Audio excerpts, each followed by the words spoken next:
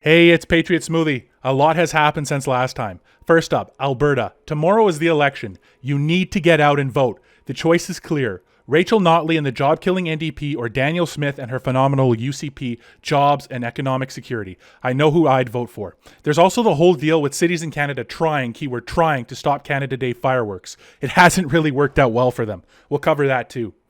And in case you haven't been paying attention, Justin Trudeau has been producing his typical, hilariously out-of-touch content. Canadians are struggling to make ends meet, and he's worried about things that no one really cares about. But it is funny to see him squirm around and make a fool of himself. It's free entertainment. But you know what's not funny? When Justin Trudeau's longtime family friend, David Johnston, overrules democracy and decides that we're not getting a public inquiry on foreign interference. Before we start the video, if you're new here, consider subscribing on YouTube and follow me on Facebook. It helps me out and it'll help you find my new videos. Oh yeah, before I forget, I launched a merch website. If you want to support me more directly, you can go and buy some awesome mugs, shirts, stickers, and even a blanket. What makes them so awesome? They have my name on it. I mean, look at this stuff. Every day is Canada Day, baby. If you're on Facebook, you can also subscribe and gain access to exclusive behind-the-scenes content with me, and my subscribers are the best people on the planet. Thank you so much for your help and support. First up, the election tomorrow in Alberta. Do I even need to give you the sales pitch? You know what? I'll let Danielle Smith and Rachel Notley do it. I will continue to focus on growing and diversifying our amazing economy, making life more affordable. She's done an absolutely fantastic job, despite any kind of road bumps that she's had along the way. She's done it right, and she cares about Albertans. You really get that sense when you listen to her, when you see her actions. But let's keep listening. And our communities safer, and improving healthcare for all Albertans. And I will carefully listen to you and my UCP caucus, because whatever I may have said or thought in the past while I was on talk radio, Albertans are my bosses now, and my oath is to serve you and no one else. I love this province and everything it stands for. We are a land of entrepreneurs and innovators, of pioneers and farmers, of families and communities, a place where the best and brightest come from every corner of the world to join us in building one of the greatest places on earth to live and work and raise a family. From the bottom of my heart, thank you and good night. Very hopeful. Danielle Smith has done a fantastic job sticking up for people who have been otherwise neglected by society. She's a beacon of light in the dark of our political times. She has a plan. She's posted the numbers. She's committed to no new taxes. Times are hard. No one can afford it. Let's listen to Rachel Notley. Tonight, ask yourself, who do you trust to build a better future? Who will focus on the things that actually matter to you? Now, Ms. Smith has spent her entire career, but I say what I mean, and I mean what I say. If I am Premier again, I will work daily to earn your trust. To checks notes, earn your trust. Focus on very trustworthy. On your priorities. Thank you. Thank you, Ms. Notley. Unfortunately. Ah, my goodness. What do I even say there? It's all about Smith. It's all about disliking Smith. No hope, nothing but vitriol. That's the NDP plan in a nutshell. Vote for us because we're not Smith. Not only does Smith have a better plan, she's a more likable person. So running on likability for Rachel Notley is a gamble I think she's going to lose tomorrow, frankly. What we do know about the NDP plan, the little they tell us, like the often repeated and unrealistic net zero 2035, is that it would cost Alberta's economy $87 billion.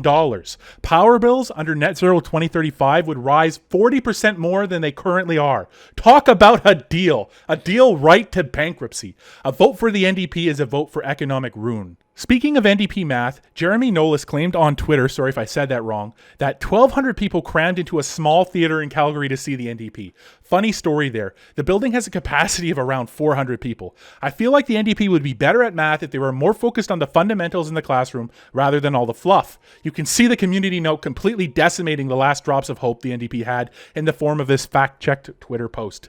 There goes the NDP. Alberta's GDP is forecasted to grow by around 2.8% in 2023. The provincial budget is predicted to achieve a $2.4 billion surplus by 2024. Keep the surplus, keep the growth, say no to the job-killing NDP. I don't know what's wrong with Calgary. Before they had NDPers trying to write fire code-breaking fan fiction, they were cancelling Canada Day. You heard that right. Administrators, bureaucrats in the city of Calgary said they were cancelling fireworks because, get this, fireworks are offensive. No, they're not. It's stupid to pretend that they they are. At least one Calgary councillor, Courtney Penner, was on a Twitter rant claiming that yes, fireworks are offensive and that cancelling fireworks is necessary for social justice. Luckily, 10 other Calgary councillors were preparing a motion to bring the fireworks back before the busybodies at City Hall caught wind and beat them to it. This thanks to good common sense and a massive outcry from residents. Calgary will have a fireworks display, Canada rules. But that's not all. Yet another Canadian city, Toronto, if you can believe it, it's not hard to imagine, also futilely tried to cancel Canada Day fireworks. City officials claimed it was because of budget reasons. This is just a lame cop-out excuse to cover the real reason. They hate Canada. Some of them do. There, I said it.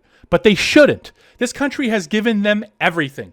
It has given us all so much. Peace, prosperity, opportunity, and that's worth celebrating. City of Toronto reverses decision to cancel Canada Day celebration after backlash, according to True North. Righteous outcry again tilted the scales and compelled the Deputy Mayor of Toronto, the mayoral seat is currently vacant after John Tory resigned, to restore celebrations at Nathan Phillips Square. Let there be fireworks, and there will be. To finish off today, let's take a look at a reliable source of entertainment and contempt, Justin Trudeau. My government will never let it happen. My government will always stand up unequivocally for my right to remain unaccountable. No matter what happens, Justin Trudeau always seems to skate through. Watch this video of Trudeau being tricked into thinking he finally met a supporter in person outside a paid photo shoot, only to have his hopes and dreams dashed when the cool dude with the long hair turns around and shows Trudeau how he really feels. I have to mute the sound on this video because there's some words, but you can imagine what they are. We all feel them. What we will listen to is this one Trudeau fan, I assume he's a police officer of some sort with a beard, saying what happened in Ottawa in February paid for his pool.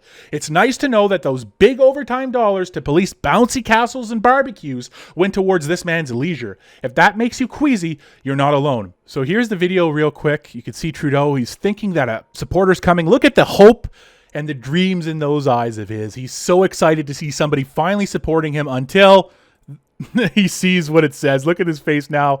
He's not so happy about that. That's hilarious. But then here's that person we were talking about right here. You probably liked it too, didn't you? You probably liked it getting...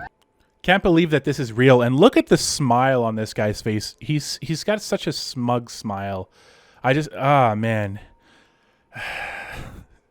You know what? We need to move on. As you might know, the Conservatives, the NDP, and the Bloc voted months ago in the House of Commons to have an independent inquiry into foreign interference, and it's desperately needed. Before I go any further, there is a popular piece of misinformation going around. Some are claiming that Pierre Poilievre is refusing to get a security clearance to be briefed by the Prime Minister's office on foreign interference. That's not true.